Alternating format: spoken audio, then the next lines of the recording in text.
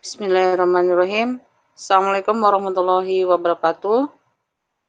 Jumpa lagi di channel saya, Lolita Sari, yang akan membahas tentang modul pengembangan koleksi yang diterbitkan oleh Universitas Terbuka yang ditulis oleh Laksmi.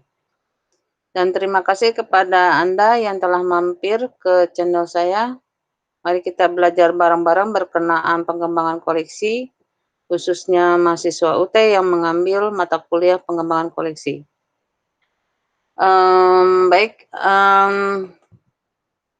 minggu lalu telah saya bahas modul pertama, yaitu berkenaan tentang konsep dasar pengembangan koleksi, kemudian pengembangan koleksi di berbagai jenis perpustakaan, kemudian kebijakan pengembangan koleksi, kemudian penyusunan kebijakan secara tertulis, kemudian kebutuhan informasi pengguna, kemudian kajian pengguna.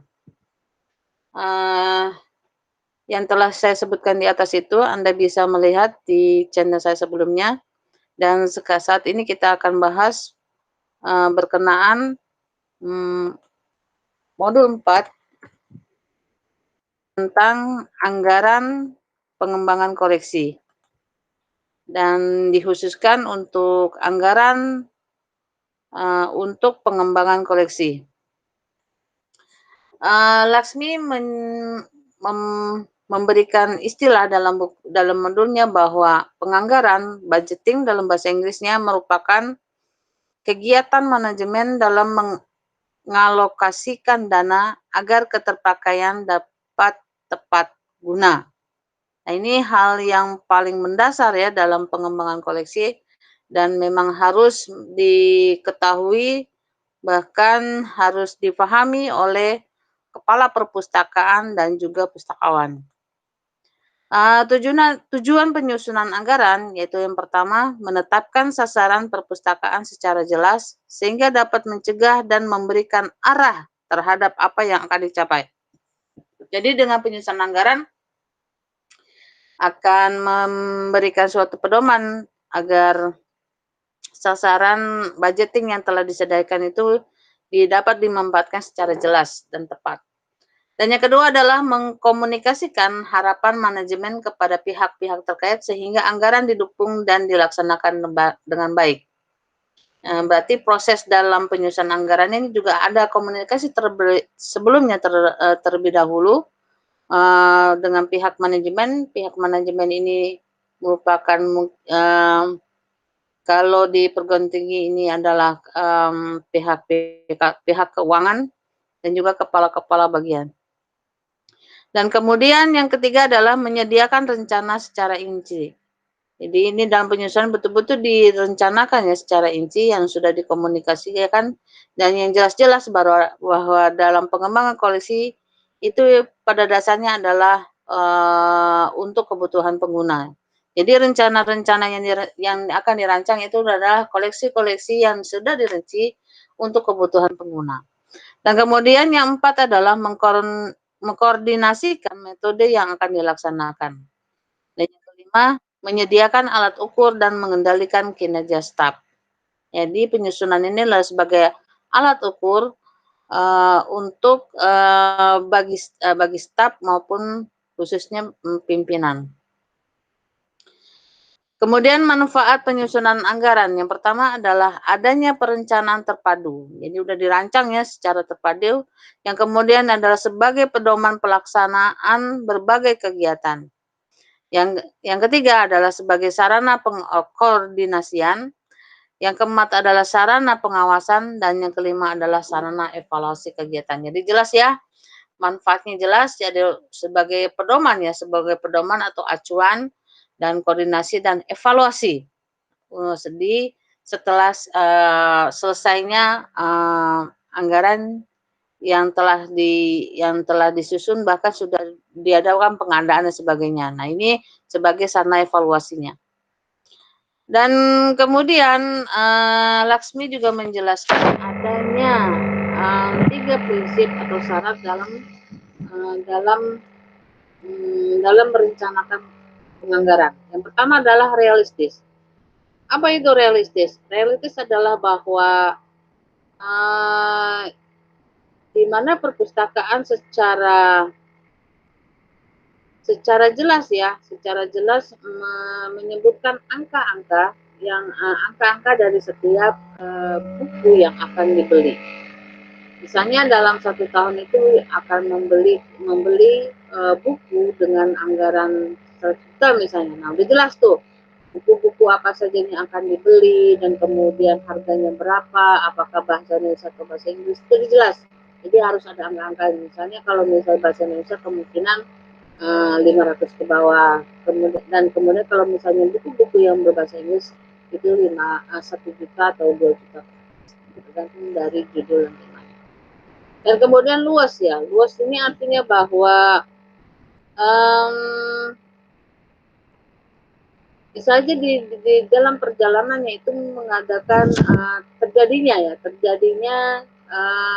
pergantian judul dan sebagainya, disesuaikan dengan adanya buku yang tadinya yang akan dibeli kemudian tidak ada, maka secara luas harus diganti yang otomatis yang tetap aja yang dibutuhkan dan sesuai dengan subjek yang pengganti dari subjek yang tidak ada tersebut.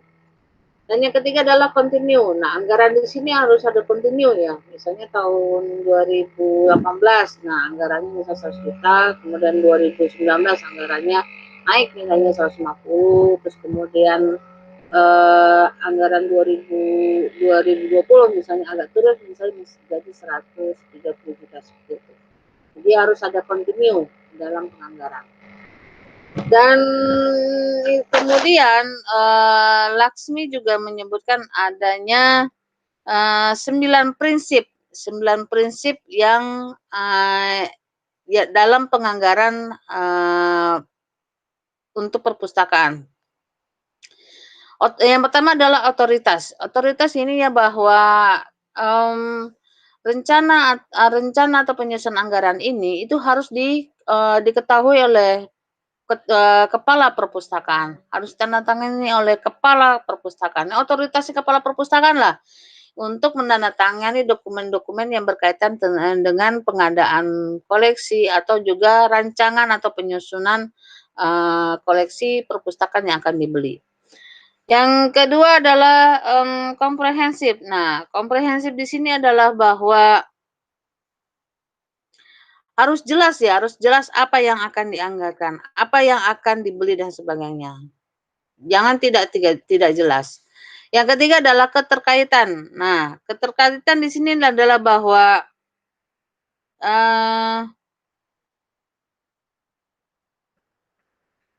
adanya keterkaitan antara diskusi antara pihak manajemen dengan perpustakaan. Nah, itu harus ada keterkaitannya berupa dokumen-dokumen yang telah disepakati dan sebagainya.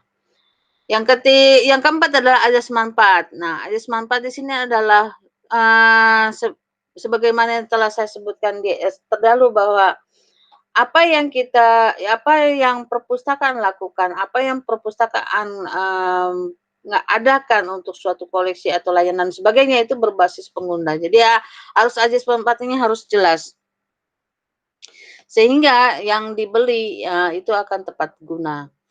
Dan yang kelima adalah keajekan. Nah, keajekan di sini adalah bahwa anggaran yang ditujukan itu untuk per tahun, ya, per tahun. Sehingga dengan adanya keajekan ini akan terjadi suatu kontinuitas dalam penganggaran. Jadi ajak ya, jadi tiap tahun tuh harus ada. Yang keenam adalah akurasi. Nah, akurasi di sini adalah bahwa tidak ada kenaikan atau markup dalam suatu pengadaan koleksi, tidak ada.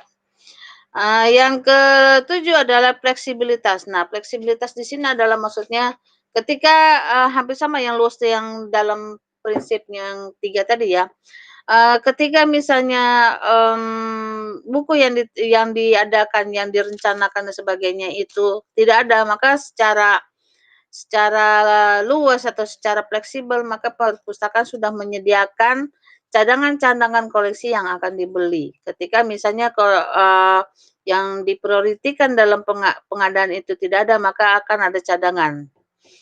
Makanya harus bersifat fleksibel gitu ya, fleksibel harus cepat diganti dan sebagainya, untuk diadakan tahun, itu. Dan kemudian kejelasan, nah di sini kejelasannya harus jelas ya, harus jelas, anggarannya atau targetnya, tujuannya, manfaatnya untuk pengadaan, yang akan diadakan. Jadi harus jelas, harus jelas. Kemudian partisipasi. Nah, partisipasi di sini adalah adanya, peran dari para SDM dalam merancang suatu anggaran untuk pengadaan bahan pustaka. Itu 9 prinsip yang dikemukakan oleh, Laksmi dalam modulnya pengembangan koleksi. Dan yang kemudian adalah faktor yang dapat berpotensi menimbulkan masalah dalam penganggaran. Yang pertama adalah penguasaan pengetahuannya rendah tentang penyusunan. Nah, ini yang jadi masalah nih di kalangan, para pustakawan.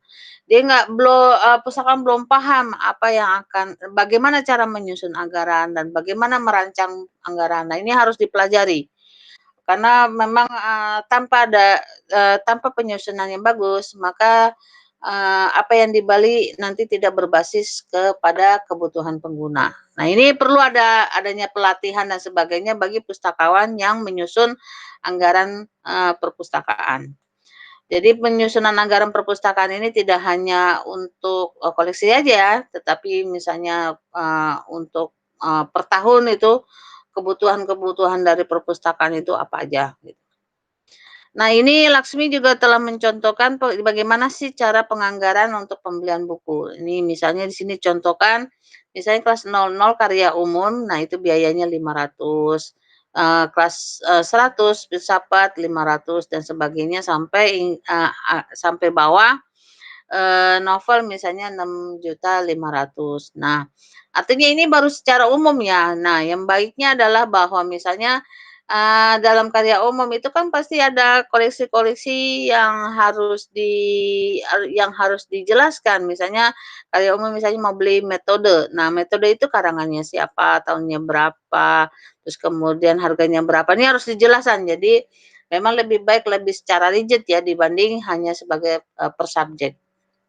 Karena tidak terlihat nih 500.000 ini misalnya karya umum aja, 500.000 ini, beli apa coba? Ini seharusnya ini harus dijelaskan, tidak hanya global seperti ini. Baik, kemudian yang kedua adalah, kemampuan memprediksi yang rendah. Nah, ini pustakaan ya, harus mempunyai feeling ya, oh ketika misalnya akan mengadakan tahun ini misalnya buku tentang manajemen pendidikan misalnya, oh ternyata apa ya, buku itu, mudah didapat dan juga, harganya juga terjangkau dengan yang sudah direncanakan dan sebagainya.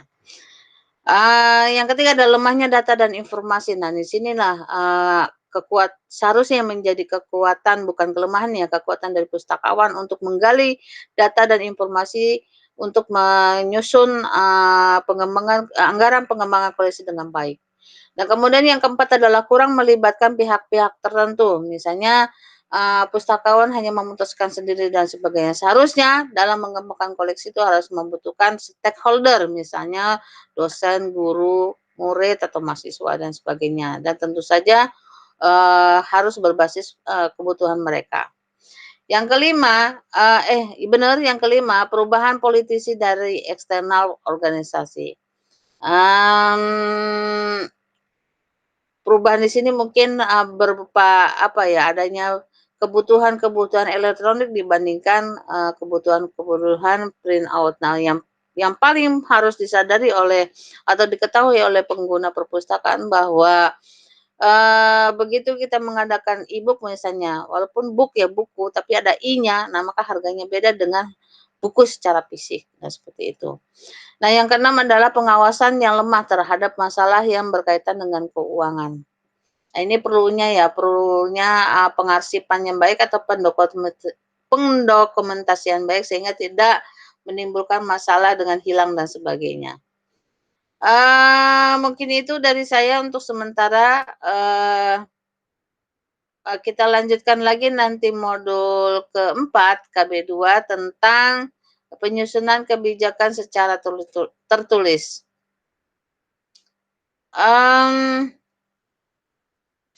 Mungkin itu, terima kasih Anda telah menyimak dan sampai jumpa modul selanjutnya. Semoga bermanfaat.